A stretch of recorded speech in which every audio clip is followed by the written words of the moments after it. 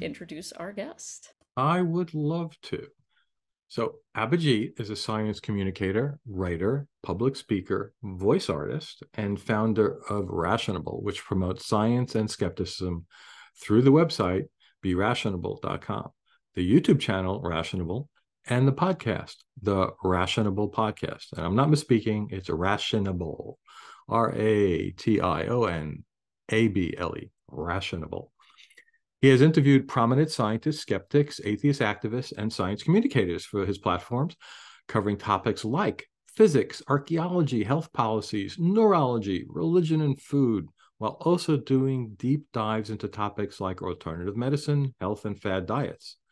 These interviews include the likes of Leonard Tramiel, Mick West, Paul Offit, oh, my name is there, Rob Palmer, Susan Gerbic, Mark Edward, and a name I can't read, Sanal Edemaruku. Did I get that right? Seth Andrews, and many more. Through these platforms. Famous, Rob. That's funny. Okay. Through these platforms, Abhijit also promotes the importance of civil, respectful discussions about controversial topics, Socratic questioning, and countering the toxic arguments that happen on social media platforms. Oh boy, do they. Since he has started, he's been a guest himself on the Skeptic Zone podcast from Australia, the Vimo Live podcast and stream, and has been interviewed for the Skeptical Inquirer magazine, that was by me, and spoken at events like the Indian Bright Society Atheist Conference 2022 in Pune, India, Skeptics in the Pub 2022 in Australia, Skeptical 2022 for the Bay Area Skeptics, and DragonCon 2020. His YouTube channel is at the @ Rationable, and you can go there by youtube.com/@rationable. And you can find his talks at a playlist, which I'm not going to say because it's character gobbledygook, but if you happen to be here, it is in the chat. Welcome very much, Abhijit. Welcome to RfRx. Can you unmute? Thank you for being Thank here. you. Yeah, thank you very much. It's such a pleasure to be here. It's bright and early in the morning as it is. So tell everybody what time it is right now there. It is 10 to 6 a.m. Thank you for getting up early for us. We're having coffee with you. Yes, exactly. Thank you very much. This is just the way to go. Mm-hmm. And we do appreciate you getting up in the middle of the night to do this podcast with us. That means a lot. We are super excited to have you here. I'm so glad you were able to join us. So specifically, I am so glad you are in what city in India? In New Delhi. Okay. Yeah. So in the north. It's still kind of warm around here, but it's cooling down. We're getting ready for winter, and it's actually quite a nice time of year. It's not too bad. Otherwise, it's either sweaty or freezing, and right now we are somewhere in between. So last week I did a presentation about social contagion and mass psychogenic illness, and one of the 3 topics was the monkey man of New Delhi. So we'll have to talk about that later. Oh my goodness. Oh. Yeah, we Indians tend to be very hairy, so it has a that's quite a rational explanation straight off the bat. Yeah, well, that could explain part of it, but I don't get the glowing eyes and the metal claws and I don't know. Yeah, well, whenever you see someone really hairy, the memory changes and adds on things. Like eyewitness testimony is very unreliable. Yeah, especially when you're unhygienic and you don't cut your nails. It's just, Ew. We have plenty of grooming services, though, around the city, so I'm sure it'll be, I hope the guy got some help, whoever it was. Sounds like maybe when the power came back on, the problem got resolved. So maybe it was like a shaving situation. I don't know. Yeah, you're just running around saying, I can't find my shaver. Where the hell is it? And it was unlikely it was one person. It must have been a gang because the eyewitness reports of the description were all over the place, from 4 feet to 8 feet. Sometimes he was roller skating. Sometimes he didn't have. Sometimes he had a helmet on. Maybe it was a gang. It was a gang. Maybe it was the Yeti from the mountains, He could have just lost his way and thought he'd come down to the tropics for a little break, just get away from it all. I mean, Mount Everest is getting very crowded, so maybe he'd be like, to hell with How that. I need a close is break. New Delhi to Mount Everest? Oh, I mean, it's not that close. It's in, I mean, Mount Everest is in Nepal, and it is quite the trek to even get to base camp. So a lot of people have this aspiration just to get to base camp. So, which in itself is quite a tough ride. But there are so many. I mean, so you have to fly to. So I'm not exactly sure how to get there because I've never aspired to climb Mount Everest. I don't really care. Leave that to the crazy people who are apparently turning up in the hordes because there are queues to get to the top, and it's quite the garbage heap now. I mean, you don't have to worry about the Pacific garbage patch. We've got our own on Mount Everest. Wow. Oh, that's Oh, a shame. Quite yikes. nasty. Yeah, Ooh. So yeah, people hike up and just leave their stuff behind. yeah. They're like climbing, and you're having some chips, and you take a dump on the side, or if one of your friends dies on the other side. I don't know. I don't want to get okay. That took a very dark turn. It's not a pleasant experience either way. It's not one of those pristine mountainsides that you want to trek up. Let's just put it that way. Good There to are know. others now. There are others that you can do, which are close to all that altitude, but yeah, it's lost its sheen. Let's just put it that way and leave it at that. That is unfortunate, but Yeah, that it is. That it is. I have no Uh, desire to almost die trying to climb up a mountain though, so I will leave that to someone else. yeah, I've been on all of half a trek my entire life, and that was supposed to be a beginner trek, and that was not encouraging. I was like, why can't we just walk on a flat surface and call that a trek? Just like that way. Not why do you have to go that way? And why do you have to hurry about it? Why can't you just relax, take your time, It just I don't want to be out of breath. You can't admire the scenery.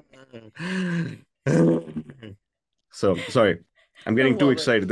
My coffee's too strong. The coffee is working. Excellent. It's done its job. Okay, then Absolutely. we'll get down to business then now that we've woken you up with coffee and horror stories of climbing mountains and monkey men attacks. Okay, so Yeehaw. yes. So many of our speakers on the show are from the US and come from a Christian background. But you are not joining us from the US. What is your background in religion? Were you religious growing up? What religion? Tell us about it. Well, actually, for maybe I don't know if it's fortunate or I consider it fortunate that my family is relatively quite liberal when it comes to the religious upbringing. So they never really forced any beliefs onto me when I was a kid because they're essentially a part of a reformist sect of Hinduism called the Brahmo Samaj. Which is started by a gentleman called Raja Ram Mohan Roy during, while the British were here. And he actually advocated for the teaching of science and mathematics in Indian schools. And he actually pushed the British government to teach these subjects. And he was also a part of the counter towards a lot of the superstitious activity with the really bad stuff like sati, which is the widow of a person would have to burn alive on their pyre, What? um, along with They'd have to commit suicide? they'd have to die, they have to Oh. burn with their expired husbands on their pyre. So he advocated to get that banned in the country. There's also another one which is called the Parda system, which is basic. Parda means curtain. So basically, you have an arranged marriage. Imagine your parents hook you up with someone, you turn up to your own wedding, you have never met your wife, and there is a curtain between you and the lady on the other side. And there is really no way of you to tell who it is until after you're married. That's when the curtain opens and then you see your wife for the first time. And best of luck with that.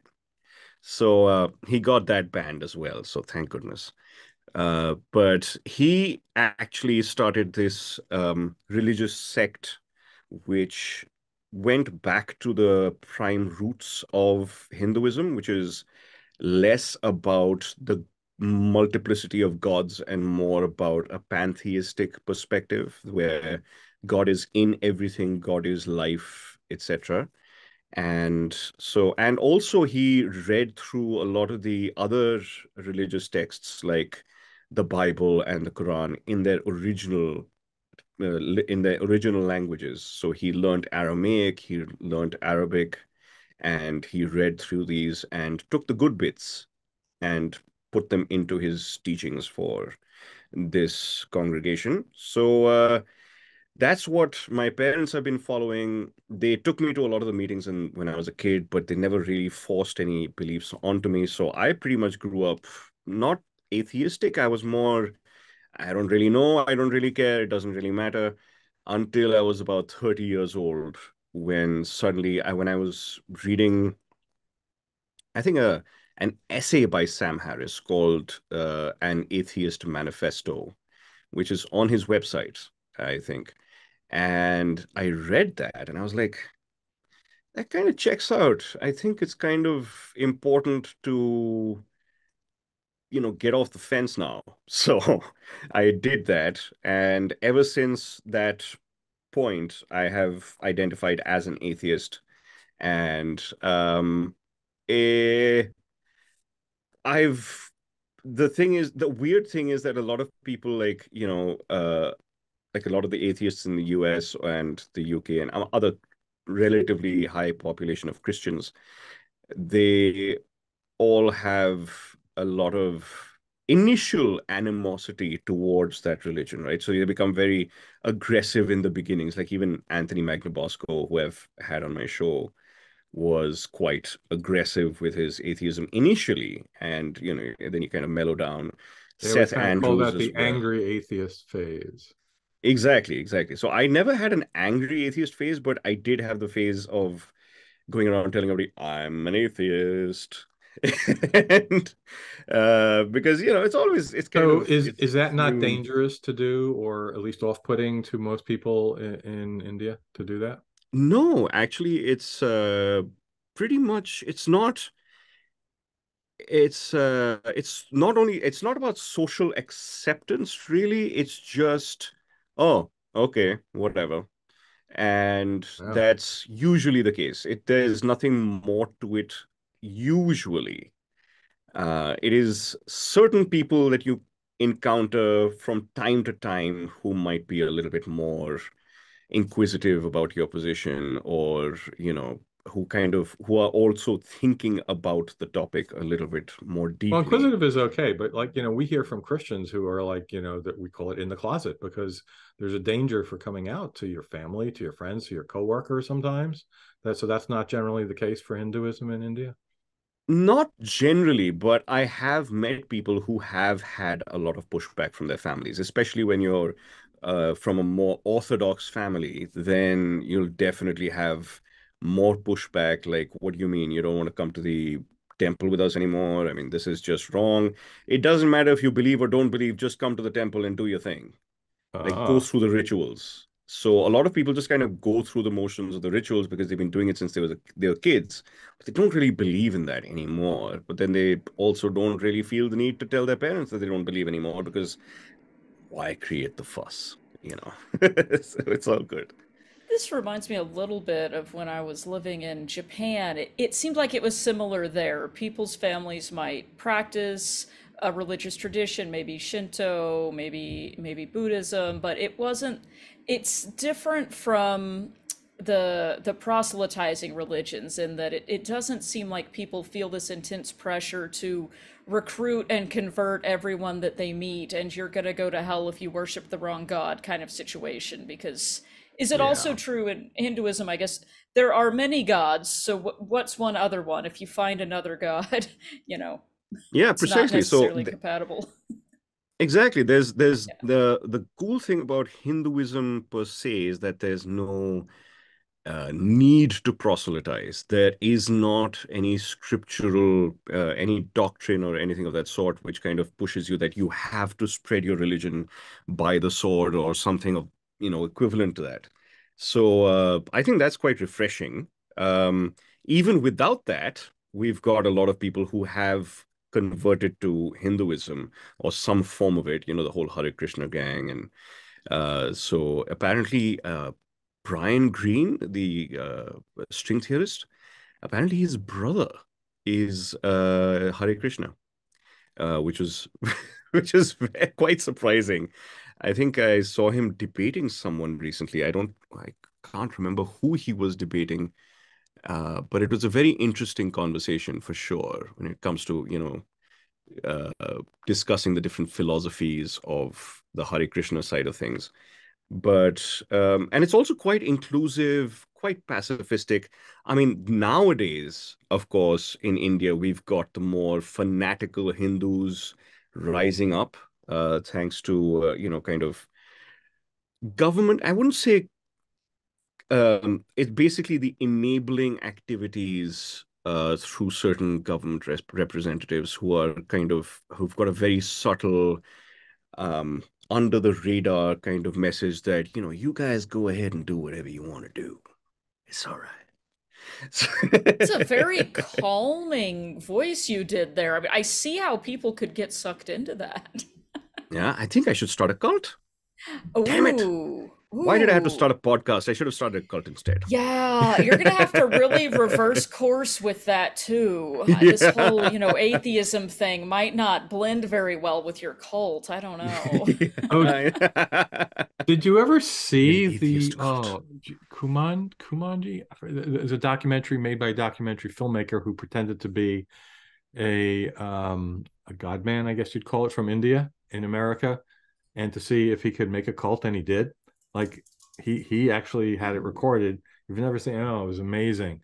Because like the people in the cult in a very short time were swearing he had magical powers, and they saw lightning bolts coming from his hands, and he putting on an Wow. Indian accent, and it was like not even Indian. It was amazing. There was one which Eddie Murphy acted in, wasn't it? That wasn't a documentary. That was pretty good. I don't know And which one that is.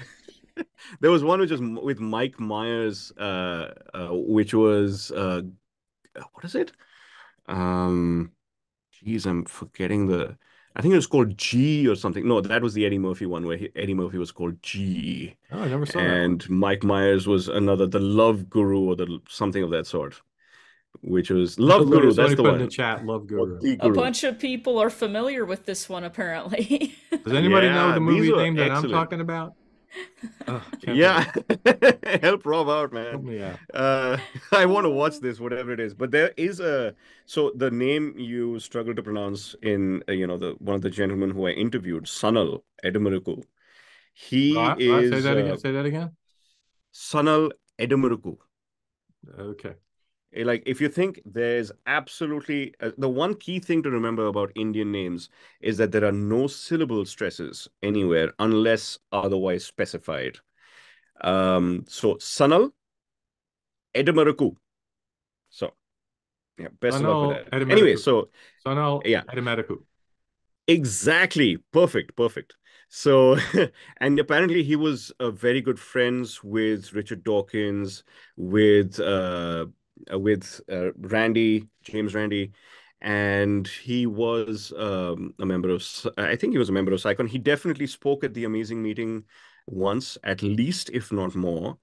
And he made an entire documentary series, which I've managed to get. It's called The Guru Busters, which actually, the first time I heard of it was through Richard Saunders, who told me, like, have you watched Guru Busters? I was like, no, I haven't. He says, I'm sending you a link. Don't tell anybody. So I said, all right. So I kept it, I kept it hidden. But then I went to the website and I bought their DVD. So I've got that. It's from Eagle Productions, Eagle and Eagle. Robert Eagle was the person who did this, where he toured all throughout India with Sanal, and they went to from cities to villages and small towns where there were these so-called godmen, as we like to call them, who like gurus of different sorts, shapes, and sizes, who were performing, different types of miracles. Especially, the Afro Sai Baba, the guy with the big hair, who used to crumble the powder and stuff like that into people's The guy with the palms. big hair. He's not the aliens guy. I'm not saying it's aliens, but it's aliens. No, not that. No, that. No, I'm talking about the Indian chap with No, no, with no. the afro. So he had. So he was supposed to have a lot of these miracles that he was performing, but they were like really lame, like beginner level magic tricks, like things that the kids first learn about, when they're like, I want to be a magician. So so this movie, this documentary, actually exposed that Afro Sai Baba, and as well as a lot of people, where they were going through the streets and they were replicating. So Sanal was actually replicating what these tricksters were doing, these charlatans were doing, and he would demonstrate it for the public. And he'd do the same kind of conjuring tricks. He'd do the same kind of, he basically exposed them right in front of their faces. And kind of there'll be always be a percentage of people who would be like, no. And then of course there would always be a percentage of people like, wait a second, this guy might be onto something. Right. Right. So, but it was very interesting. Like, so it's an amazing thing. I've contacted is this one? Oh my True goodness, wait story a of a second. false prophet, Kumare. Yeah, Oh, I that's have what it got is. to watch this. I've got to check this out. It is spooky at how easy it was to convince just your average American that this guy was like a miracle worker. But it's like sort of like Man, oh what you're man. saying with this guy, and this is the kind of thing like Uri Geller, like the famous Israeli spoon bender, supposedly had paranormal powers, and Yeah. James Randi would just do the same thing, and they go, "Oh, I'm just doing it with a magic trick," and they go, Yeah. "Well, you're doing it with a magic trick, but he's got real powers." Like that half of the people would just say that, and the other half would go, "Well, you really have powers, and you're just lying about it. You're just telling us you're doing a trick because you don't want to admit there are psychic powers." So, do you ever like find people like that too, that even though they're shown right in front of them, they just because they want to believe in the other thing. Absolutely. When I posted a clip from this documentary many years ago, even before I knew that it was a part of that documentary, because it was just on YouTube and I didn't really pay attention to, what it was an excerpt from. And I had a whole bunch of people who just like, what if you're wrong? The whole Pascal's wager thing. And I was like, how does that even equate? That's not even a good argument. But have a look Yeah. at, like, you can What if see how you're this guy wrong? is fooling people. What if Like, Yeah, what would the consequence to that even be? You're not able to bend spoons as easily? I mean, what? exactly. It reminds me of that Richard Dawkins talk, right? What if you're wrong? It's like, what if you're wrong? What if you're wrong about the juju under the sea? Yeah. Right. Oh yes, that was in response absolutely to somebody challenging him in an auditorium, right? A Christian came up. exactly. What if you're wrong about Exactly. it? That's a That great. was so perfectly dismantled and presented back to Yeah. the person who asked the question. It was phenomenal. But she didn't Absolutely answer it, at phenomenal. least not on the microphone. But of course, she said, well, because that's stupid. Yeah. The juju on the sea, stupid. Yeah, Oh, we see wow. that on the atheist experience like every week, right? There's got to be Yeah. somebody who just puts up Pascal's wager and they're like, come on, man. Haven't we My been brother over did that to this? me. My brother did that to me once. It's like, and some other people at work occasionally had done it. And the weird thing is, every time, maybe it's been done 3 or 4 times to me, but in every single case, they don't know it's called Pascal's wager. They don't think anyone's ever thought of this. They think they just thought of that Exactly. for the first time, and it's a really good argument. You're like, ha, gotcha. But you didn't. Oh man. Well, so I'm interested then, given that you came with such a different background from this, Abhijit, how did you get really invested in this scientific skepticism and critical thinking? What was it that really made you decide, oh, you said, I need to get off the bench and get more involved. What was it, since you didn't grow up with that background necessarily, what really spoke to you about the importance of being more vocal about thinking critically about things? Well, It's actually like I up till the age of 30, 30, I was as I said, I was basically completely clueless about at least the God question. But once that got dismantled, and of course, Rob's heard this multiple times. But the thing was, I was doing my MA in writing, and I was asked to write a science fiction because I love science fiction, always have. So I wanted to write a science fiction novel for my MA. And my tutor told me, why don't you just have, why don't we have like first encounter with an alien and you fly off and you land on a different planet and all of a sudden it's humans. And I'm like Star Trek? So he's like, no, no, no. But the actual hypothesis that if you actually meet real humans somewhere else in the universe, then, something's gone, something's weird. Like, and you've got to find out what happened because that sounds so incredibly implausible.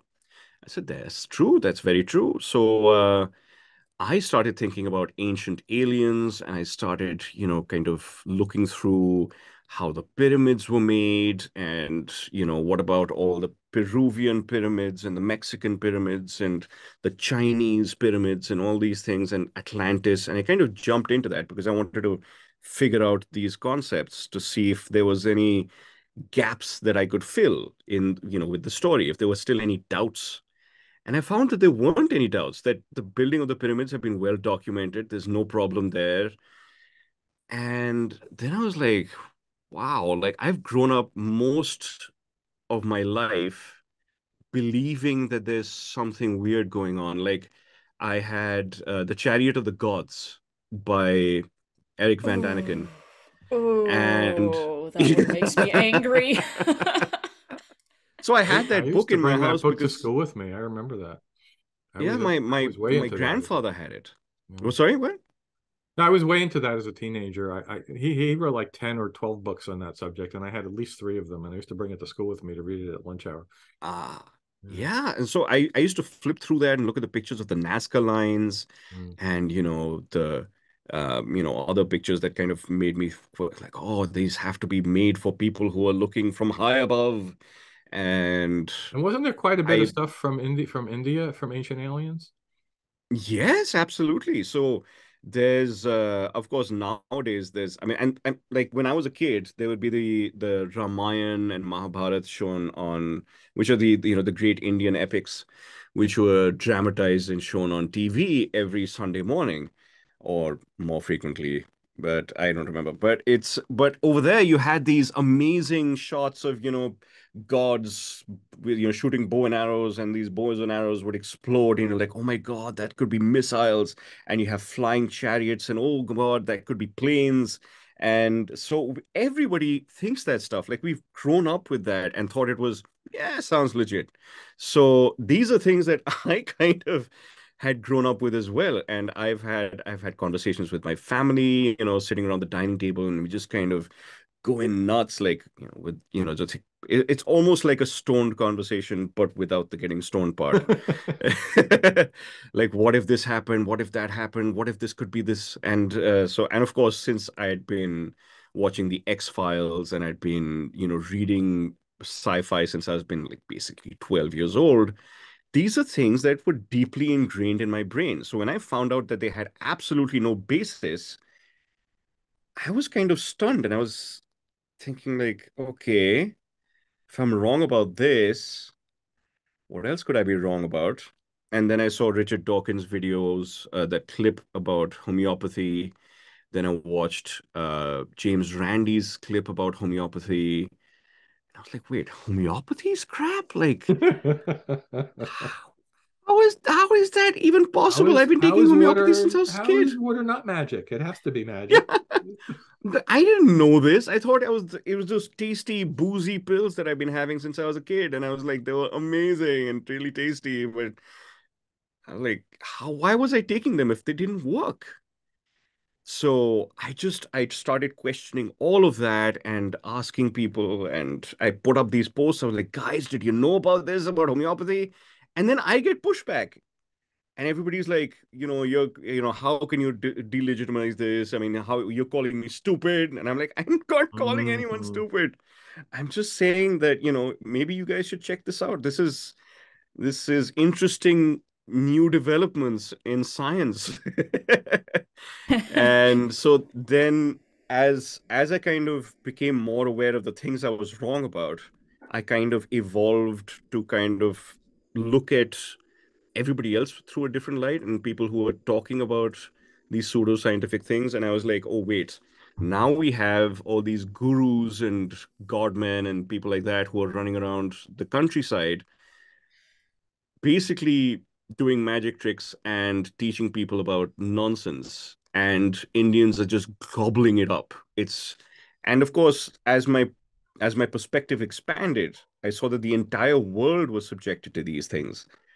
And, Ayurveda is as much a problem in India as it is in California. So it's just, and in Europe, like it's growing rapidly all over the world.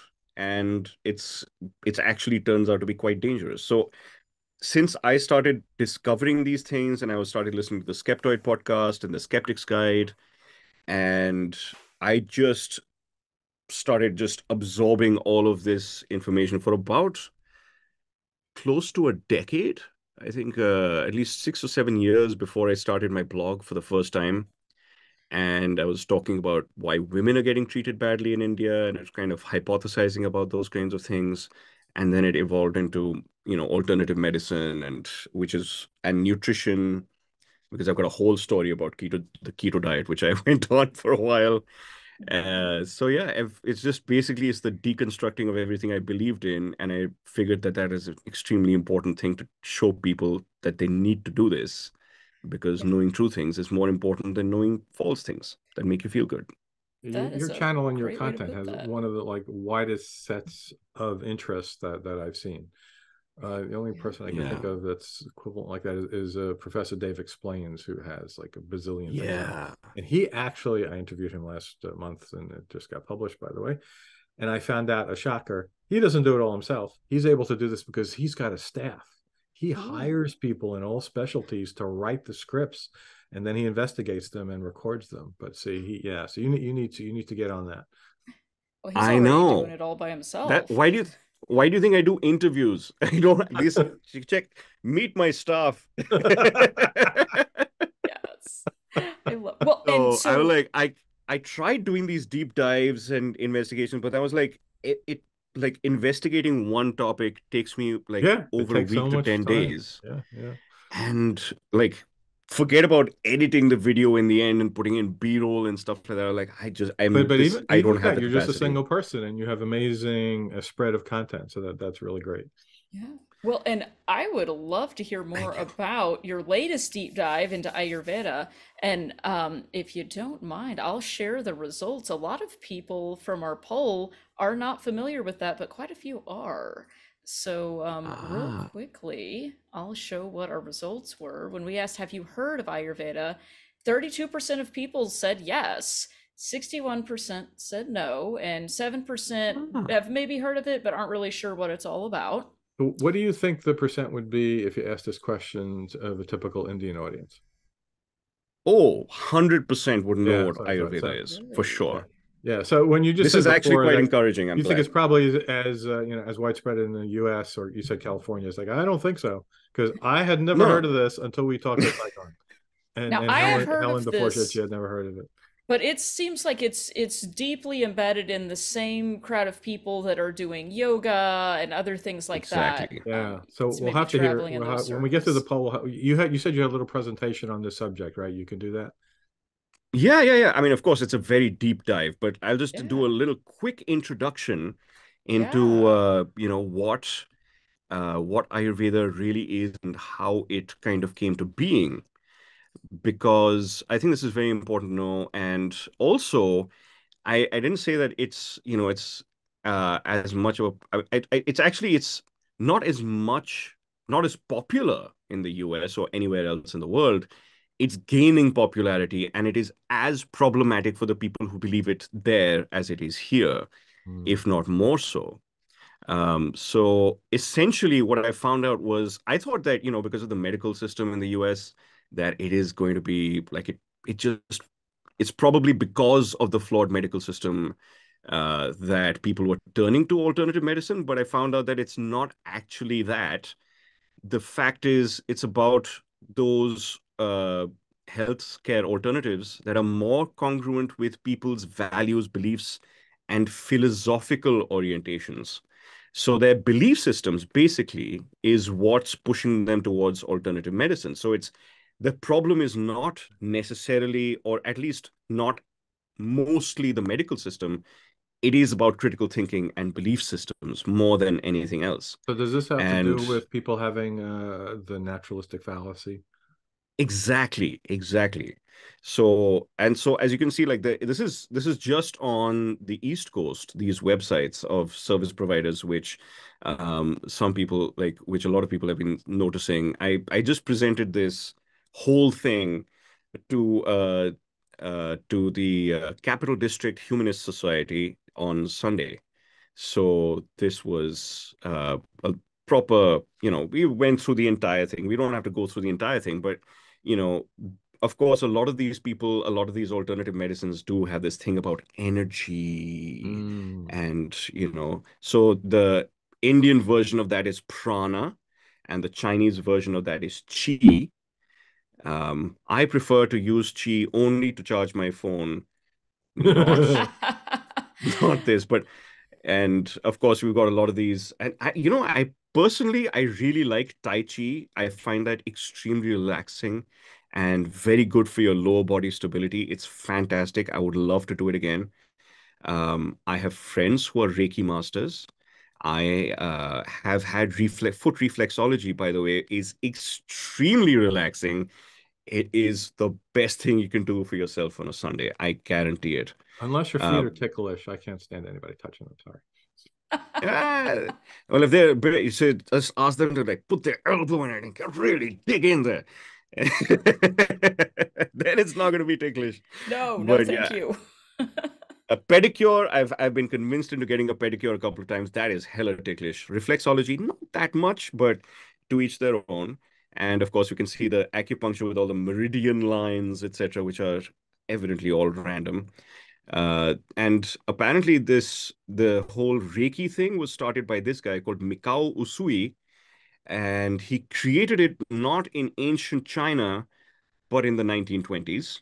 He just went on a bit of a retreat, came up with the idea, and unfortunately died at the young age of 60, which is a little counterintuitive. But so, of course, we know that energy actually is the ability to do work, and it is measurable and it's very well studied. Oh It's yeah, the but what are you doing, absolute Abhijit? You're foundations of using physics. that you're doing the scientific definition of it. Like, what does that mean? I know, seriously. Like, isn't just energy just this thing that you just feel, like just Yeah, feel? Well, if you don't define it, then it can mean anything and you can't disprove it, that's the Rob. point. That's right. Like the force. Mm. Yeah. And even that has got midi-chlorians in the middle of it. But yes, who cares about that? But yeah, so Ayurveda is basically the knowledge of life, the science of life. And Dhanvantri, which is it's a little troublesome for me to pronounce, is apparently is the deity for Ayurveda, which basically nobody really goes that far into discussing this. But there is some legitimacy to Ayurveda. Like this practitioner, the bearded guy that you see in this image, he was the chap who basically invented forehead flap rhinoplasty in around 400 BCE and wrote about not only this surgical practice, but quite a few other surgical practices which he had put together and discovered and studied because he was quite the pioneer. And he even figured out how to actually do an autopsy without using a blade because it was against the religious practices at that time to cut a dead body with a blade. So instead of doing that, he would wrap it up in cloth, soak it in a pond of some sort, let the flesh decay, and then Trigger scrape off the warning. remaining. Trigger warning here. Sorry about that. Sorry about that. And basically use a brush to kind of dig deeper. We won't go further into that. But there were a lot of surgical equipment that he also used, which he's detailed in his book. And this was quite interesting, actually. So he really did a lot of good pioneering work. And he described a lot of surgical practices that he was doing. But the problem is that the rest of Ayurveda is based on the humors. We know the humors, like, the bodily humors that we've all been familiar with, which was back in the 1700s, 1800s, in the early medical practices, which were quite brutal and horrible. But essentially, it just goes with the ether, air, earth, fire, water, and the imbalances that those create in the body, which also have these very similar connections with yellow bile, black bile, phlegm, blood, which the whole humors were having, were talking about. And these imbalances are categorized into three different grades and three different groups: the imbalance between earth and air, the imbalance between fire and water, and between earth and water, um, ether and air, sorry. So these, as you can see, have a lot of these symptoms and what it looks like to be in balance and out of balance. So obviously, this is all pre-germ theory. It's pre-scientific, but if you don't have those methodologies, this is exactly what happens. So you had come up with these ideas which were otherwise floating around across the planet around that time, and just put together your ideas on how it should work through trial and error, basically. If you're not aware of confirmation bias, you're not aware of the other biases that can creep in when you're doing research, or you don't know about the placebo effect, you don't know about germ theory, then there's obviously no way that you can actually diagnose a disease and treat it. And that's why modern practitioners just come up with a whole bunch of, excuses for how all of this works. So as Rob said earlier, like the appeal to nature, they say that quantum it has physics. Quantum physics has to be real. It has quantum in it. exactly, because quantum is magic, and therefore this is too. Because we don't understand. It's like the image, like Rob's wallpaper in the back. I mean, I know it's supposed to be about cats and spooky things, Halloween, but spooky cats. it looks it's also kind of reminds me of the whole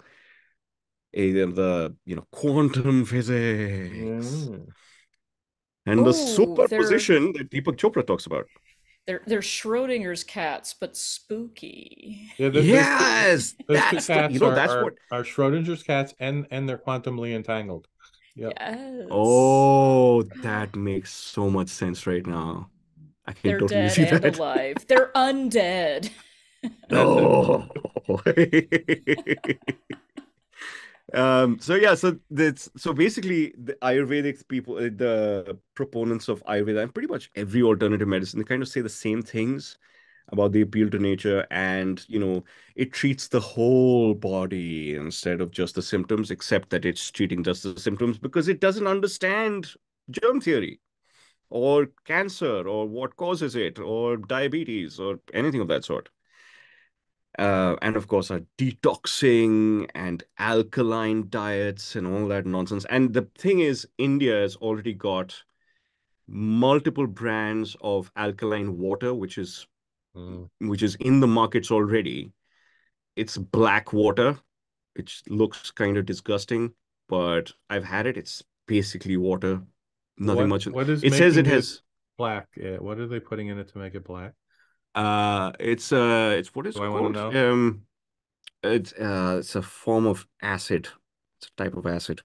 I'm forgetting the exact name of the acid, but it's, there's this the black goo that is, it's called Shilajit in Ayurveda, which is this black goo, like it's a organic matter which is found usually in mountains, and goodness, I'll have to Google that. I think Kara's already on that. So, yeah. So Googling. yeah. So it's basically they mix that into it, and it's somehow you're using an acidic substance to make water alkaline. Like that doesn't make any sense. And they say it has 81 different nutrients and minerals in it, but none of them are given on the nutrition label. So I Okay, don't know what they've got in there. is it fulvic acid? Fulvic acid, that's the one. That's the one. With a V, Absolutely. not folic, Yeah. fulvic. Never heard of Fulvic. Fulvic. Yeah. Yeah, with a V. One second. Interesting. That would scare me. I don't think I would want to drink water that was black. I mean, that just Yeah. seems strange to me. Little counterintuitive. Yeah. So But can you go back up just a bit? The yeah, thing sure. about no side effects, no side effects, Mhm. and therefore no effects. But these like are herbal things and actual chemicals. It's not like Exactly. homeopathy with nothing in it. So I'm kind of surprised they can say there are no side effects because you can, Exactly. right? That's the So problem. it might not be true, is what I'm gathering. Yeah. Exactly. So I'll come to the side effects in a second, and you will not be surprised at all. This was me as a kid. No. Oh, I love it. My cousin had done my hair with a lot of hair gel, and so this is like in the early 90s. So that was all the rage back then. And I was made to eat a lot of this stuff. So this Chyawanprash stuff, which is basically this another dark brown black goo, which a lot of families basically force feed their kids into having. Live 52 is something that my brother used to have every time he'd have like a binge, like a drinking binge for like a couple of weeks, and he'd come back and like, oh man, I don't feel so good. But you just have Live 52, which is supposed to be protective for your liver, and I'll dig into that a little bit more Oh, double in a immunity. bit. It's better than single immunity. That's cool. Oh yeah. And before my exams, my mom would give me this Mentat tablet for proper brain function, Oh. which I've realized is basically the wrong way to go because I have ADHD, and that's why I scored badly in school. But this did absolutely nothing but remind me of these guys from Dune, the Mentats. Eyebrow goals. I love it. Exactly. So the thing is that the kind of stuff which is really taking the world by storm is like ashwagandha, which is Was that one of the things that you put in the poll? yeah. Wonderful. Okay. And it is Ayurvedic for sure. It is being researched, but primarily most of the research is either in animal studies, like mice, and these poor things have to deal with Indian Ayurveda constantly, because human studies are still very, very nascent, and so we're just starting out, Is that Bill just starting Nye out as with the a science there. child? Is that Bill Nye? I Yeah, thought exactly. I found it in his Facebook page. I thought that was Rob as a child. That actually does have a striking resemblance. I I never think a wore a bow comb was tie. in the opposite way. We're suspecting. So, and then of course the next thing is turmeric because everybody likes some turmeric latte and, you know, I always thought chai that was tea latte pronounced with turmeric. turmeric. Tumeri. That's Turmeric. because you're American. Oh, have we been mispronouncing this all this time? Oh. Oh, Turmeric, probably. turmeric, turmeric. Turmeric. Yeah. With So that's curcumin. wrong. Good to know. You guys have your own dialect of English. It's fine. You guys can, pronounce whatever you like, aluminum, etc. I mean, Which there's not an nobody extra else in the world does that. I. It's not There is. aluminium. There's It not when is we write it. exactly. That's the thing. You have your own dialect, which is fine. Which is fine. We Indians do our own thing with English, and that's a completely different ball game. Trust me. You should. I mean, I'm sure you've spoken to a lot of my countrymen and women, etc., on the call center phones. Like people who, like you're calling for Microsoft support, etc. Yeah, that's and AT&T. I used to work in an AT&T call center at one point No, of you did time, and not. yeah, I used to ask people to pay their phone bills. And I was the only Oh. guy that they could understand because I actually went ahead and I did the whole American accent and I was just talking like this all day long. And they're like, "Oh, you've got a very interesting accent. Where are you from?" I said, ma'am, I'm sorry, I can't tell you that." So they're like, I think it sounds like you're from Canada. Are you from Canada?" Canada. I'm like, sure, sure. Better I than tell people India. I'm from Canada when I'm abroad too. It's better. Yeah, if not in India anymore right now, and Trudeau is in a lot of trouble. That's a totally different ball game though. True, So the true. thing about turmeric is I don't know if you can guys be able to hear this, but this Mark Maron. Have you guys heard of Mark Maron as a comedian? No. No. This is, can you hear that? No. No, but I think there's a way to do it where if when you share your screen, you have to click a button that says share sound also. You can actually change it now. I think you can go to, there's some place Ooh. you can do it now. I forget where it is because I'm not sharing, but Mm. Advanced sharing, one participant host who can share. You know what? Never mind. Let's not go into that. We can drop the link in the chat for people to check out later. Yeah, yeah, you can do that. You can do Yeah. that. One second. Okay. Let me just get the sharing and people can watch it on their own time. It's just a nice little segue. It's a very nice little thing that people that we've managed to do. One sec. Oops, not that one. Sorry, this little bit of monologue, sorry, from Mark Maron is actually quite funny about turmeric. Oh God, now you've got me saying it. ooh, you said Oh. So apparently, turmeric is not as good as you everybody thinks because apparently it gets rid of inflammation. What is inflammation? In just generally, just when you start swelling up. But of course, inflammation is something that people all over the world are using to sell their nonsense. But let me get back. No, no, no, no. Oh, come on. Oh, come on. I'm all right. I'm going to use my keyboard.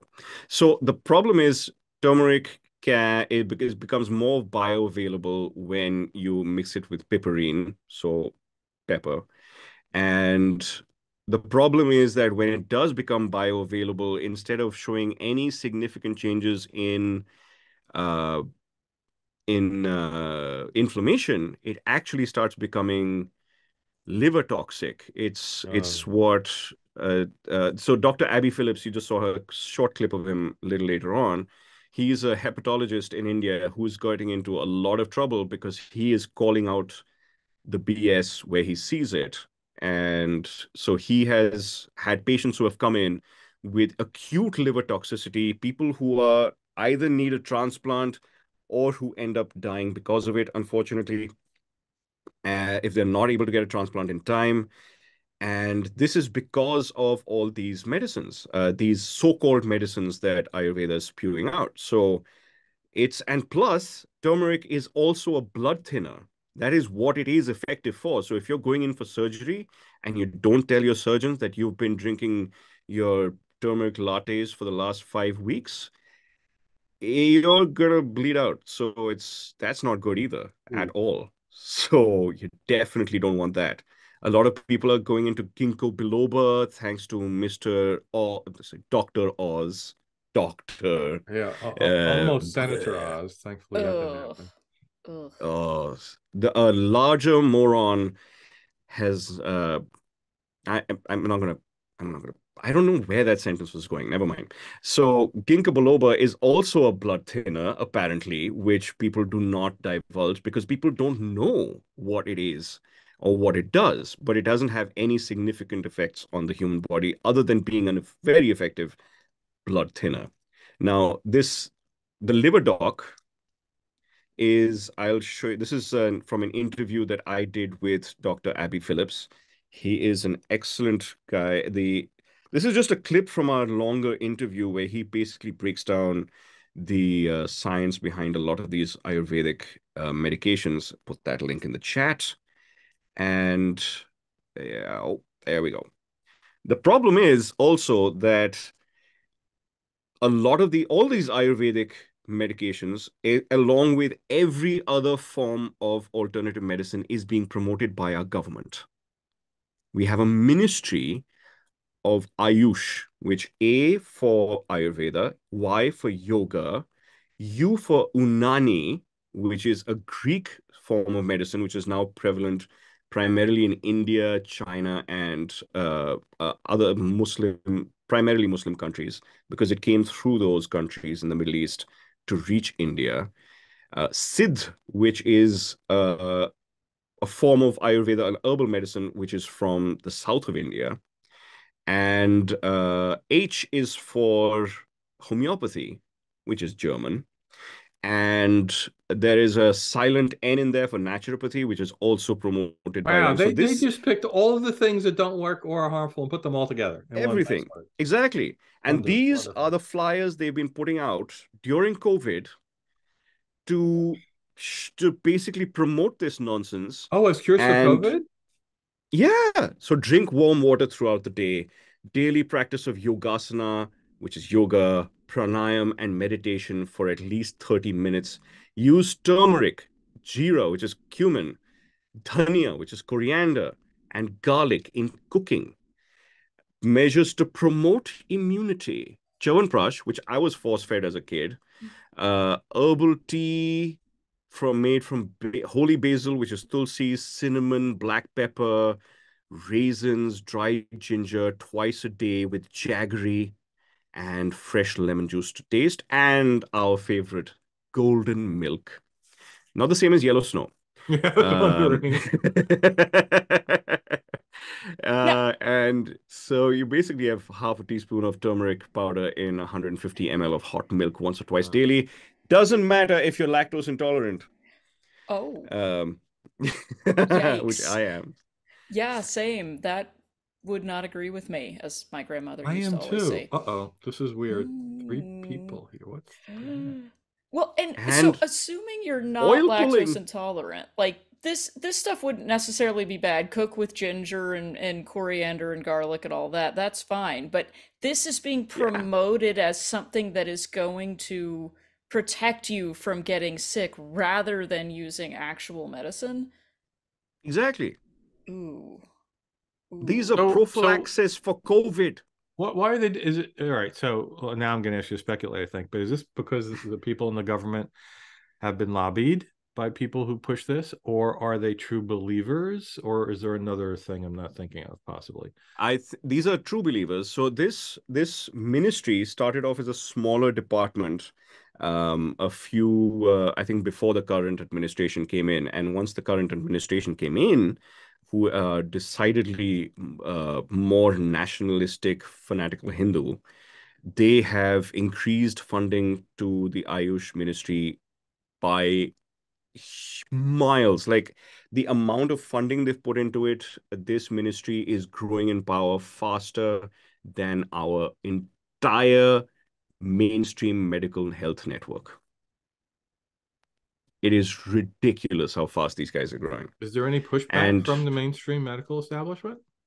there has been, but to absolutely no effect whatsoever.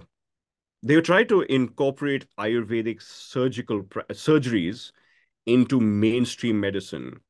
But then why would you need Ayurvedic surgery in mainstream medicine? Okay, let me make that a little bit more specific.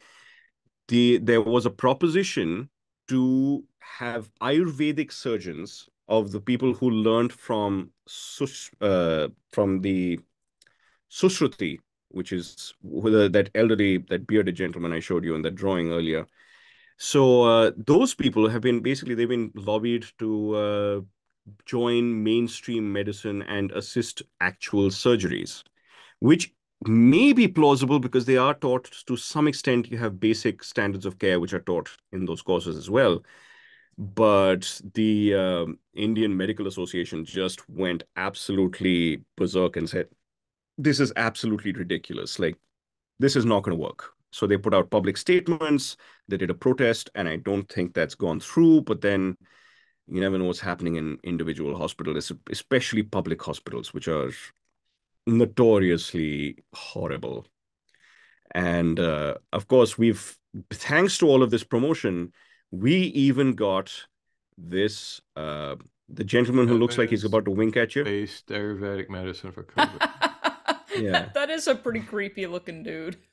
Yeah, that's just his face. That's just, that's his resting creepy face look.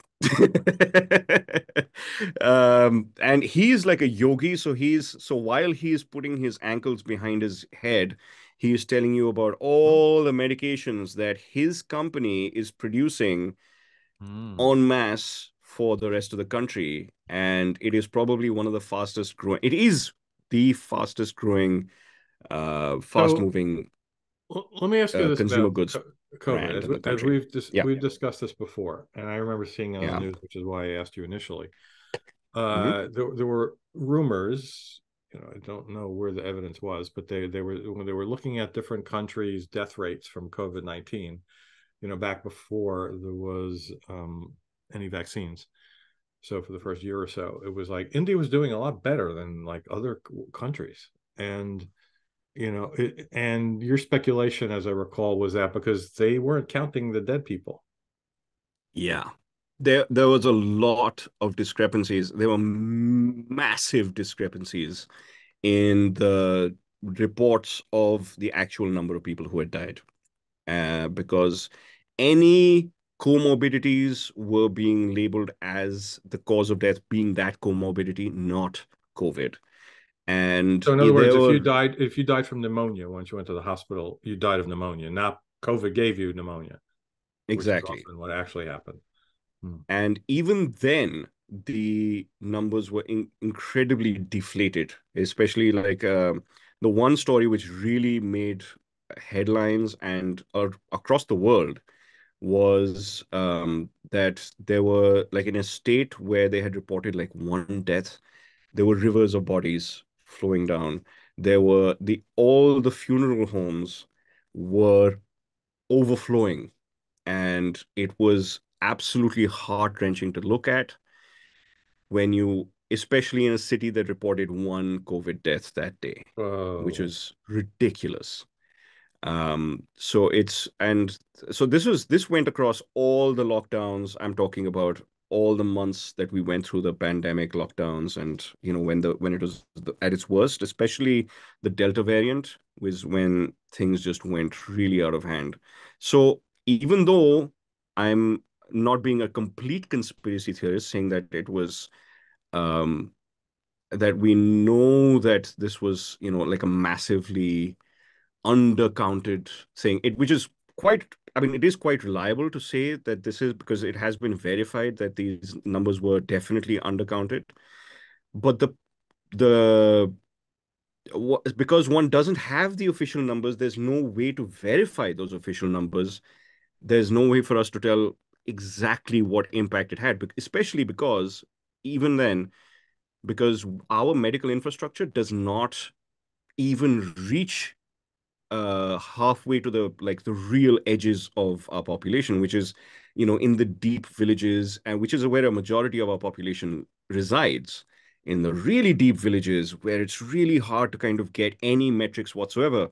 And there was a mass exodus of people leaving cities and going back to their home villages during the lockdowns, and many on foot. We don't know how many of them were carrying COVID. We don't know how it affected the villages they were living in. We don't know how many people died in those villages due to COVID, or even how many people were infected in total. Wow. Because we just do not have those numbers. There's no way to have those numbers because our medical healthcare network just doesn't go that far. It's horrific. That sounds horrendous. But now, yeah. So the thing that sounds better than we've experienced in this country, where an insufficient number of people ever got COVID vaccine, or certainly boosters. My understanding is that Indians picked up the vaccinations once they were available in large numbers. Is that correct? Oh yeah, yeah, absolutely. Which is quite a relief. There, there have been some anti-vaxxers in India, not in high numbers, fortunately, and usually going through things like, you know, picking these things out through WhatsApp messages that they've been receiving from Yeah. relatives and stuff like You that. didn't have the two forces that we had here, which was one political party just decided that was the way to go, and the other one was the religious right, not only Exactly. Christians but Jews, who decided no, we're leaving it up to God. Literally, there was a video which went viral here where a woman was driving into a church when there were lockdowns and they were ignoring it. Said, "I'm protected by the blood of Jesus." I remember that one. I Yeah, remember that one. I was yeah. like, oh my God, you guys are in so much trouble. But yeah, it was I mean, I'm just glad that it that we did manage to get the vaccines when we did, and it's been a huge relief thanks to all of that. And we've reached quite a high number of actual people who got vaccinated Do you in know the end. what's the most prevalent vaccine? Is it Americans or 'cause I know Soviets had one, the Chinese had one. I don't know if India developed one on its own. Yeah, we developed one of our own. I got it. Okay, so And it was a local one. Okay. yeah, so it wasn't too bad. Uh, COVID hit me, and I've got some long-term damage from that too, I think, Oh unfortunately. no. Ooh, I'm sorry to hear Yeah. that. That's But scary. I don't know. It's like it's not specific. Like I've had the flu, which I'm recovering from, and it's taking a while. But one thing I noticed is that my resting heart rate from being in the low 60s has now gone into the mid 70s, and it started immediately after I got COVID, which was January 2022. And it just, thanks to this little puppy, I managed to track that, and it's interesting. I don't know what effect that's going to have, but eh, you know COVID does a lot of weird shit to you. That's unfortunate. um Well, yeah, it anyway. does. And the last thing we need is people selling you medicines that don't work just to get your money, and then you still get sick and don't get treatment. That's about as shady Exactly. as you can get. Exactly, that's what these guys did. They actually came Hey. out with 100% COVID cure, Wow. which they couldn't prove. Sorry, one second. Yeah. So they 100% favorable results, scientifically backed, evidence-based Ayurvedic medicine for COVID-19. And their research was on rabbits, on mice, on computers, On and in computers. vitro. What? Yeah. What do you mean on computers? So like computer models of these medicines and how they could Oh, bind to okay. COVID. All right. But then what they did eventually did say that they did release a paper where they gave this medicine to 100 people or so in 100 random people, none of whom were in any risk of getting serious COVID or dying from COVID, and everybody recovered. So everybody's happy. And they don't know if everybody recovered because they don't know if everybody got COVID in the first place. Hmm. But since they said it's a COVID cure, none of them got COVID. So therefore, we win. Yeah, but look at that And guy with the beard. He looks so trustworthy. So, like, why wouldn't you believe it? I Goodness. know, totally. So And his so they just buddy on the gave people this medicine, and then those people that or they gave people this product and then noticed that those people didn't immediately die and concluded yeah, that it cures everything. Don't think they yeah. were following the scientifically accepted double blind or triple blind thing there. I don't think so. Yeah, probably There's something not. a little off about that description. Absolutely. And Edzard Ernst has done a very good Quackwatch? breakdown of Is he that study on Quackwatch? his website. That Quackwatch guy? Quack. Uh, Or is I don't he know if he's on Quack Watch, who's but the other website? he's got a Edzard Ernst has got an amazing website. He's done a lot of pioneering research on alternative medicine, even faith healing. And and I interviewed him a few weeks ago. So his interview came out and he says absolutely fantastic. And he wrote an amazing book called Trick or Treatment with Simon Singh. And that is a fantastic book for anybody who wants to find out more about alternative medicine, herbal medicine, homeopathy, acupuncture. All of these things. It's a fantastic. It's not very thick. I've been reading it on Kindle for ages now, and I kind of use it for reference because it's got a lot of amazing research which has been cited and a lot of Say the amazing name again. descriptions. I'm going to type in the chat. Trick or Treatment by Edzard Ernst and Simon Singh. Beat you That's the to it. one. I've got a long list of books on Goodreads that I add to every week from our episodes. I'm adding that one now. Wonderful.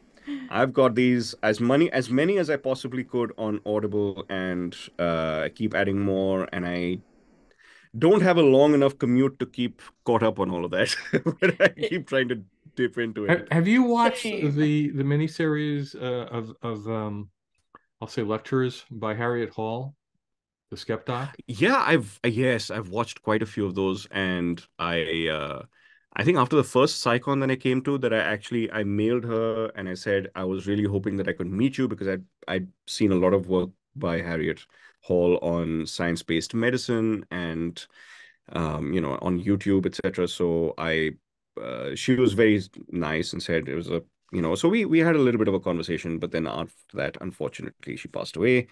And so I will not be able to meet her. But yes, I've watched a lot of her videos I'm going to try to find YouTube. So there's one web series which I highly recommend, and I'll try to find it and put it in the chat for people. She talked about, like, each chapter is about some concept of alternative medicine and why it's BS, and it was really, really good. And she's in America. She's a doctor. Yeah, that's great. And as we're getting close to time for Q&A, do you want to wrap us up with some final thoughts about the state of Ayurvedic quote unquote science? Yeah, absolutely. The most important part, I think, is the kind of stuff that they do to get their so-called evidence look legitimate. Is basically most of the studies are published in like small biased journals. Their peer review is done by other Ayurvedic doctors, so it's again biased. They often cite each other's work, and if they have human trials, it's usually a very small sample size, and as you said, probably badly blinded, if at all. And a lot of the studies which have been done, which I've dug into, are either very preliminary, in vitro, animal, or just computer models, as I said earlier. And placebo controls are like, what are that? I mean, and people actually say that, oh, placebo, that's an actual effect which will treat me. No. Oh And no. of course, Ayurveda, the doses are not standardized either because you're taking directly from the plant. We don't know what the individual molecules are. So you're just taking a whole chunk of plant. You don't know how much of the active ingredient is in that particular plant, which could change from plant to plant. So you can't have a standardized dose. There is no studies on side effects and safety. There are multiple ingredients used in each preparation, and a lot of these ingredients can be heavy metals. There is an actual there's a part of Ayurveda which actually promotes oxidizing metals with high heat and then mixing it in with the rest of the preparation, like lead and mercury. So I have a personal story of that. No. A friend of mine who was a Yeah. spacecraft designer along when I was decided to quit that to go into something more productive, and she became an acupuncturist. And so she was from India, and she was all into all of this. And I don't know, maybe 15 years into it, she started having shakes very badly. And she started going to naturopaths and chiropractors and homeopaths and all that kind of thing, anything but a regular doctor, and other acupuncturists, and they were diagnosing with all these things. And it went on another 5 or 10 years and it was getting worse and worse. She finally went to an actual MD, and she had heavy metal poisoning from some crap she was buying in pill form for 10 years. There you go. Exactly. None of this stuff is Oh. regulated, and it's less regulated in India than it is in the US Oh, because wow. in the US you've got the FDA, which says, "Oh, these are supplements. You can put whatever you want in there." Yes. And we've got the same deal basically. We say, "Oh, this is Ayurveda, so therefore sweep it under the rug and carry on taking what you got to take." Yeah. They So found even lead even in our though instant it's noodles, supposedly but not natural, in our medicines. not everything the natural is good Yeah. for you anyway. But yes, that's the other problem. they're not well controlled, and there could be dangerous stuff in there. And Exactly. even on the label, you don't know. Oof. Just lick a bullet, you'll find out. Yeah. Terrifying. Okay, so what should people do if they've been using quote unquote natural medicines or homeopathic or Ayurveda or whatever? How can people decide if what they're taking is legitimate or not? What do you recommend people do to evaluate these kinds of claims? I think the primary thing is just first of all, if you really want to investigate the claims, then try and find literature in reliable journals, as always, peer-reviewed. But the thing is, randomized control trials are not the be-all end-all of everything. There are lots of nuance, and there has to be a scientific consensus. And so we can find a lot of studies. In fact, even ashwagandha looks very reliable. But on the other hand, the safety protocols, the dosages, the side effects are not completely documented. These human trials are still very preliminary, and it's best to kind of stay away from all of it until we have better information. Because turmeric, everybody's saying that, oh, turmeric for inflammation, turmeric for inflammation. The fact is, you could take turmeric for inflammation, which works in mice, but not in humans. Turns out humans are not mice. Exactly. I mean, who the Wow. thunk? I know, right? And Well, mice are So- not mice because So that's the they're anthropology they're they're interdimensional talking. beings, right? Yeah. exactly, who are just projections of multidimensional aliens. That is correct.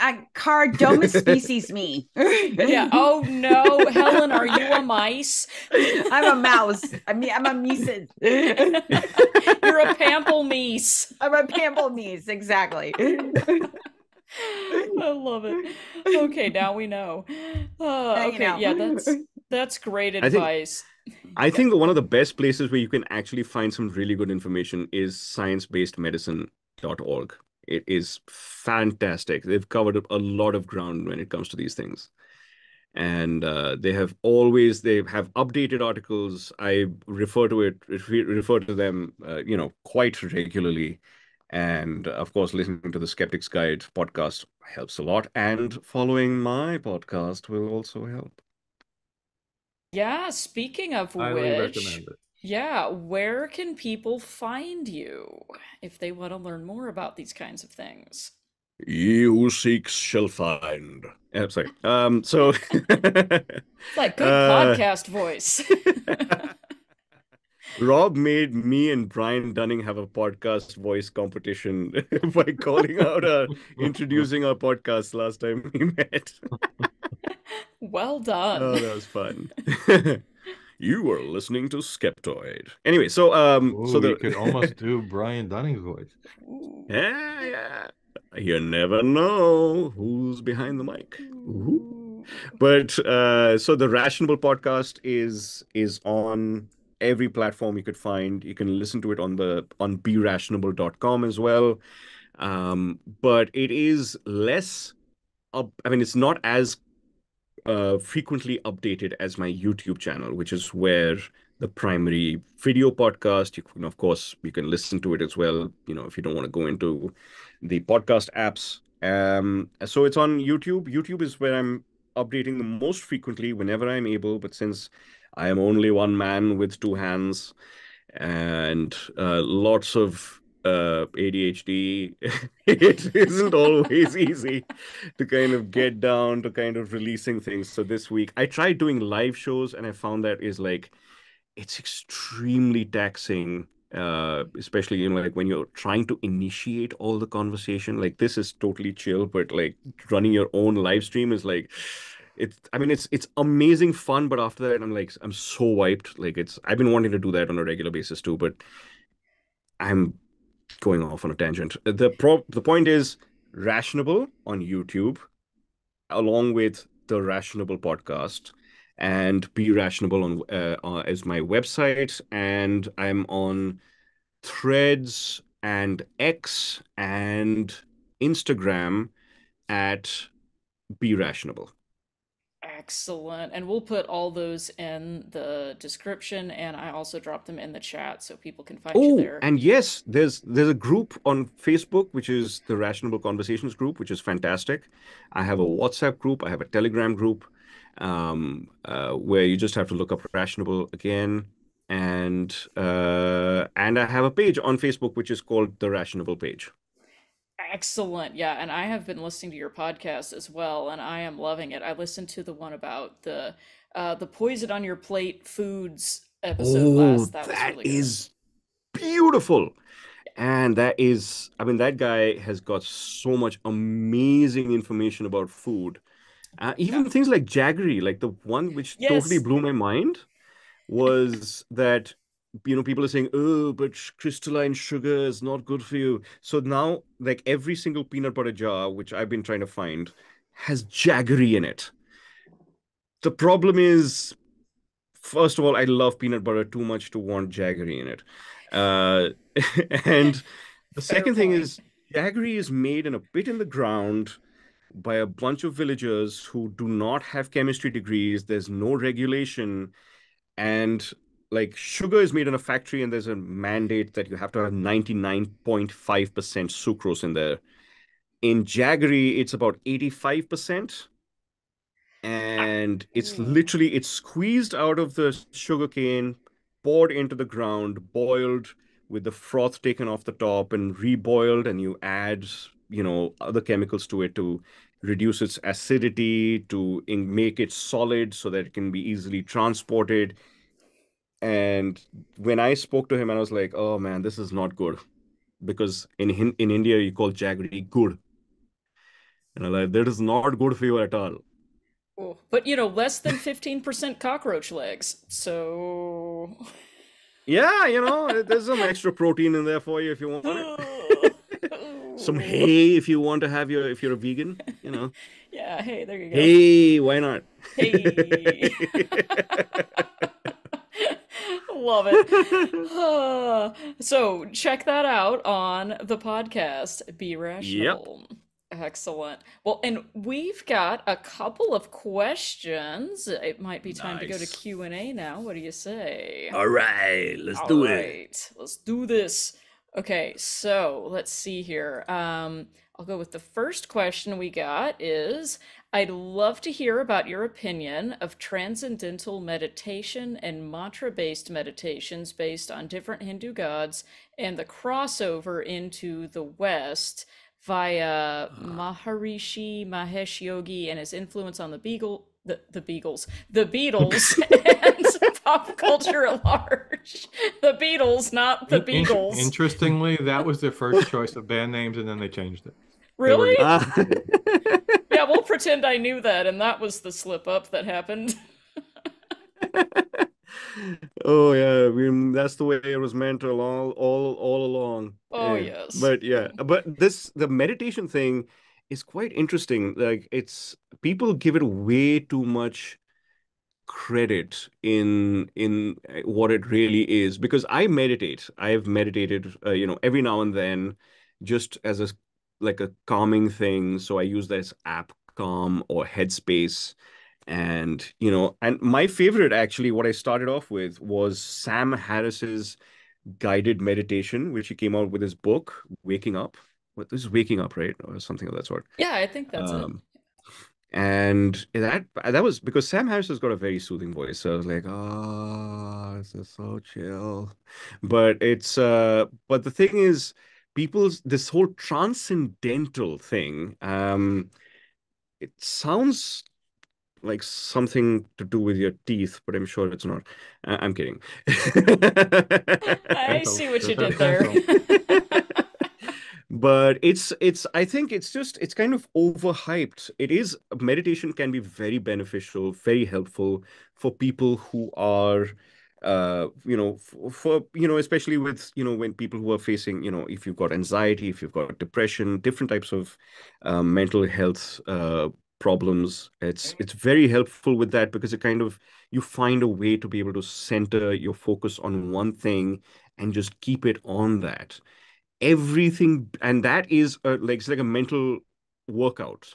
So And having done that, I can actually fall asleep more easily, because if I've got like a whirlwind of thoughts going through my head, as people with ADHD do, I can just focus on my breathing, remove everything else, remove the focus from everything else. Those thoughts are going in there, but I can bring them out of focus, and then I can just center myself and fall asleep, which is what I did last night. And to some, and it works to quite an extent. The whole transcendental thing is something that I've never really understood, but I get where it's coming from, because when you're in that meditative state and you're just listening to a guiding voice, or you're just, you're focusing on your breath, after a few minutes, you lose all sense of time. You lose sensation. It feels like you're floating off the bed, because you can't feel your bed anymore, or whatever it is that you're sitting on. It feels like it has become slightly less material. It feels like you're floating, or you sunk into it, one of the two. So I see where it has that spiritual connection, because you're basically telling your brain to do things that it's not used to doing, and therefore it will compensate. And 25 minutes can pass in what feels like 2 minutes. So everything is happening in your brain. It's the same reason why LSD induces, or psilocybin induces, these visions and experiences, which people call spiritual, because it's basically putting your brain into a chemical whirlwind, and you're being subjected to whatever that is, and you accept that it's real, because that's what your brain is designed to tell you. But it's not. It's You're on an altered state of mind. It's as simple as that. So I honestly don't think there's too much legitimacy to the transcendental bits. I understand where it's coming from, but it can be helpful in certain situations. Fair enough. All right, Rob, what else do we have for questions? Let's see. The next one this was from early on. You may have answered it, but maybe people joined late. Why do you think people are going the way of natural medicines? Is it a general mistrust of doctors and experts? So it's I think that is there is a certain factor to that, because every medical system has its flaws. Like, even, Canada or Europe, where you have centralized welfare, you have to sit in long lines. You have doctors who are not focusing on you as a person. They're not caring for you. They just look at you. What are your symptoms? Here's a prescription. Get out next. And so that also kind of makes medicine kind of feel a bit cold, and, doesn't seem personable, which is something that alternative medicine practitioners are very good at, connecting with you at a personal level and taking the time to get to know you and understand your symptoms and what you've been going through, to have that holistic kind of impression. I think doctors need to incorporate that, but I think that would definitely help, but that isn't, as far as the research is concerned. It seems that the primary reason why people are going towards alternative medicine is because of it aligns with their belief systems. It aligns with their naturalistic fallacies, with their confirmation biases, that they don't want and with their conspiracy theories that, big pharma is out to brainwash humanity and, subjugate us and not really cure anything while taking all our money. And that part's really weird, because what companies do they think makes the alternative medicine stuff? Exactly. It's the same companies. Exactly. Like the pharmaceutical companies, most of them have an alternative medicine branch to it. Most Indian hospitals have an Ayurvedic branch there, so that people can go there and consult an Ayurvedic practitioner. I've had my own doctors who have recommended that I take curcumin, which is turmeric, for, different inflammatory things. And I've told them that, are you sure it works? And they're like, oh, well, some patients have said that it kind of does. And I'm like, yeah, that doesn't sound very reassuring. No, it does not. Oh, yikes. But then doctors are humans, Yeah. They can be biased as well. Well, and they probably, have pressure from people asking them, "Oh, what's the Ayurvedic option? I want to take this." And if they're not going to take the real medicine, oof, yuck. I was on hold because I was having an appointment with a cardiac department in an actual big hospital here. And I was on hold for a very long time, and they have music playing, and occasionally they would come in with someone, recorded announcement talking. They were promoting their Reiki department.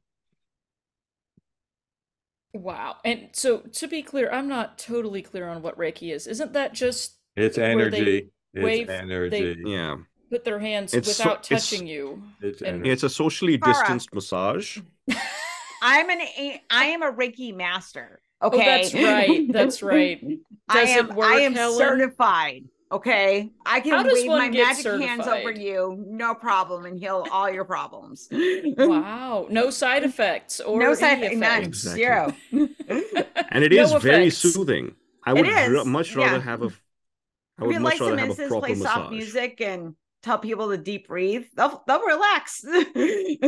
Yeah. Oh boy. You put some Weird of how that that Buddhist works. music on in the background, just lower the lights. So I wonder how the hospital would have taken it if I got through and went to the cardiac department. I said, well, after hearing that announcement, I'm not going to meet with the cardiac person. I want to just get a Reiki session. That'll fix my problem. I wonder what they would have said. Well, Yeah, that should be interesting. You should try that next time. Yeah. I And actually had say, that okay. happen.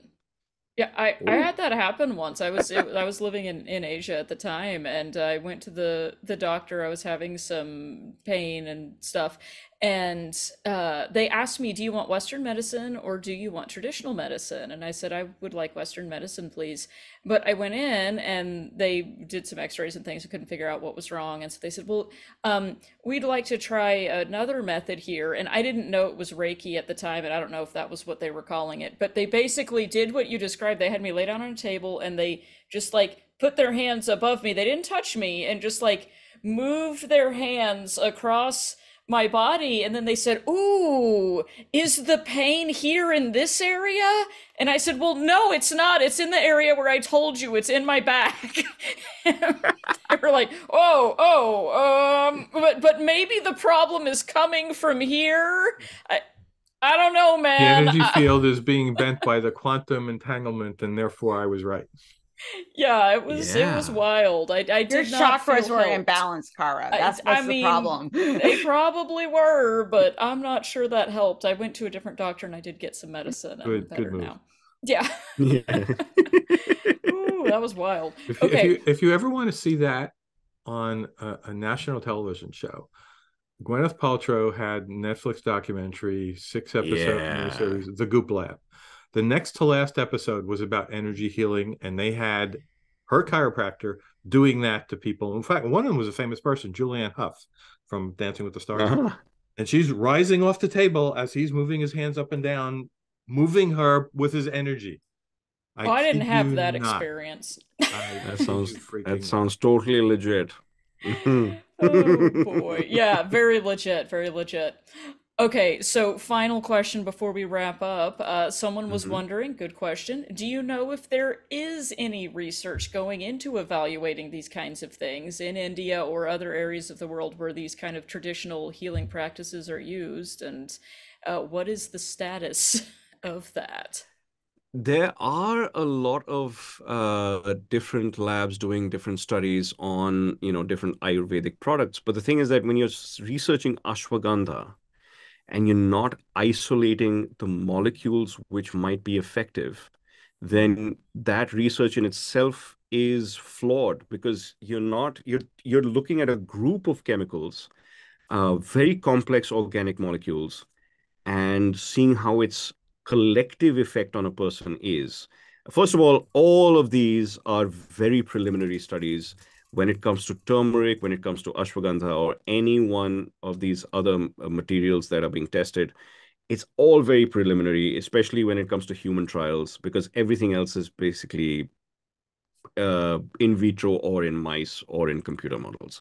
And in India, whatever the studies are being done are extremely biased, as I mentioned in a couple of one of my last slides, because the models are not well made, the biases are very obvious, and there are no there's very little blinding, if at all, and there's probably no control group, placebo control group. A lot of the times it's not there because they are incentivized to maintain the status quo of Ayurveda. Whereas if you actually did research, and I really hope there are people out there who are doing this to actually isolate the molecules, test them separately, and do really good research, there is potential that we'll be able to find new treatments for different conditions.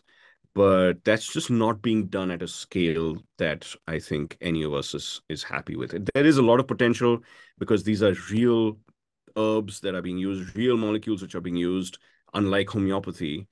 Um, but we just need to have those rigorous studies which kind of just separate all the different factors, keep all the variables in check, do it properly, and then we could find out something that, that could be of value, but we just don't know yet. Yeah, that's a great way to sum it up. We don't know yet, but could be. Excellent.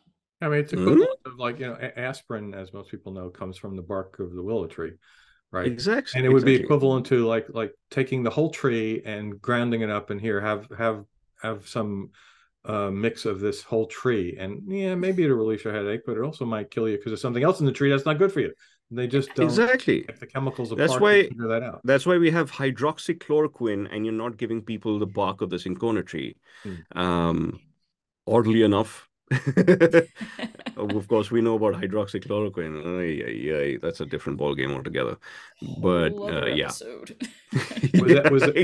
was that pushed in India? To a certain extent, I think there were people who we just went with everything: ivermectin, hydroxychloroquine, you name it. People were chugging it. Like it didn't matter. How about homeopathy? Were the homeopathic cures, which means nothing, literally? That was like, I was at the chemist during the COVID outbreak, and there was a guy next to me who was standing and asking for the arsenicum album, which was being promoted by our government as a prophylaxis against COVID. And people were just buying it left, right, and center. People were going out of stock with that stuff. I just give the guy some water. It's fine. Yeah. I mean, if people I told my chemist. Not everyone knows about this. Like, I have friends who thought homeopathy was a synonym for herbal medicine. They didn't really know what it was. Exactly. And for people who don't know, it literally is magic water. It's water with nothing in it at all. Exactly. I've tried to convince, because in India, homeopathy is extremely deeply ingrained, because it came in the 1800s, very soon after it was invented. And it has been promoted by a lot of our scholars, our politicians, different medics, because we didn't know any better back then.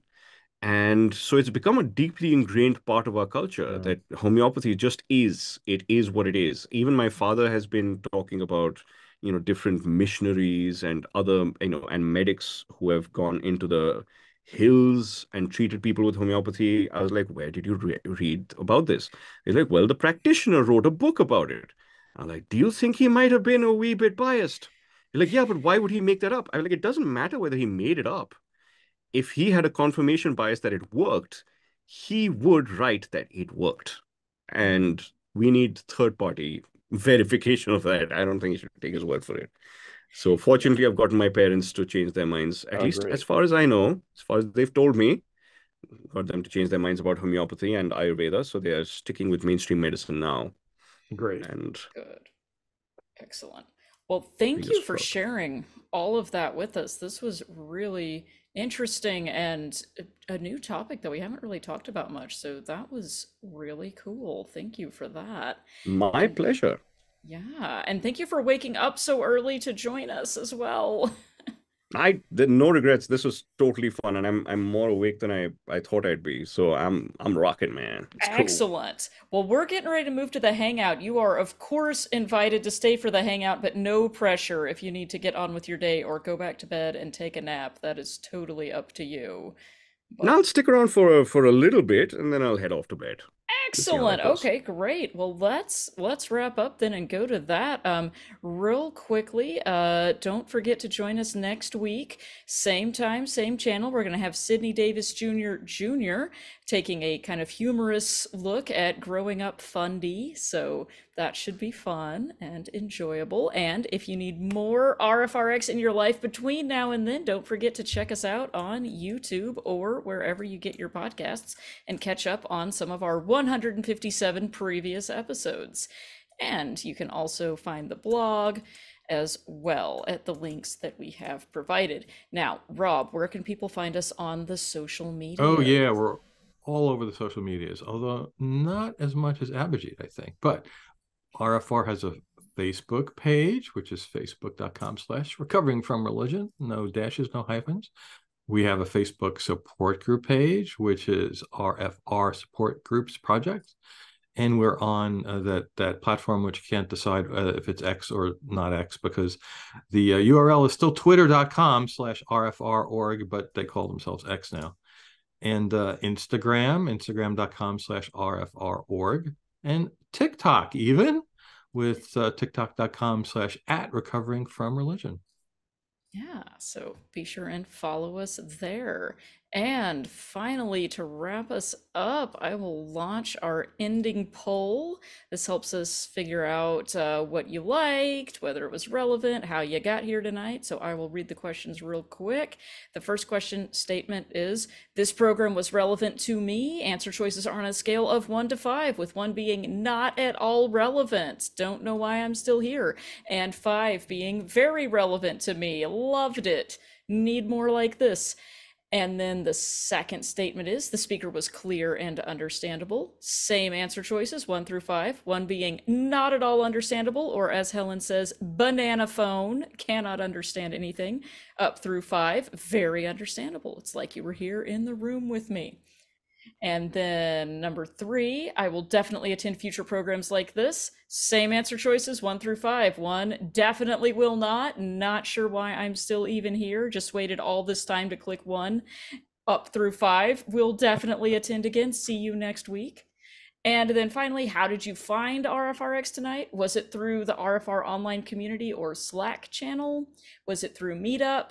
Was it through Facebook, X, or Instagram? And I changed Twitter to X this time. Was it through Discord, the RFR website, or something else? And I'll leave that up for a few minutes while Jason gives us some closing thoughts and moves us to the hangout. I need to point something else about the poll out before Jason goes, please. Yes, please do. So, and Abhijit should feel very good about this. Number 2 is, we always ask this question. The speaker is clear and understandable. And you got 80% 5 and 20% 4. Seth Andrews had somebody put a 3.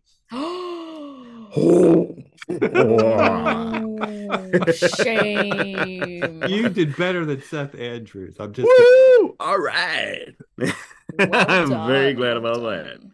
that. That is an achievement.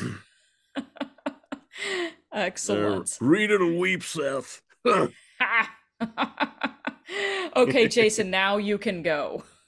Yeah, thank you, Abhijit, for this presentation. Really appreciate getting your perspective on the kind of Hindu upbringing, the kind of different versions, like as you say, like the conservative nationalist movement of it versus the kind of liberal progressive wing of a religion that most people here wouldn't know much about.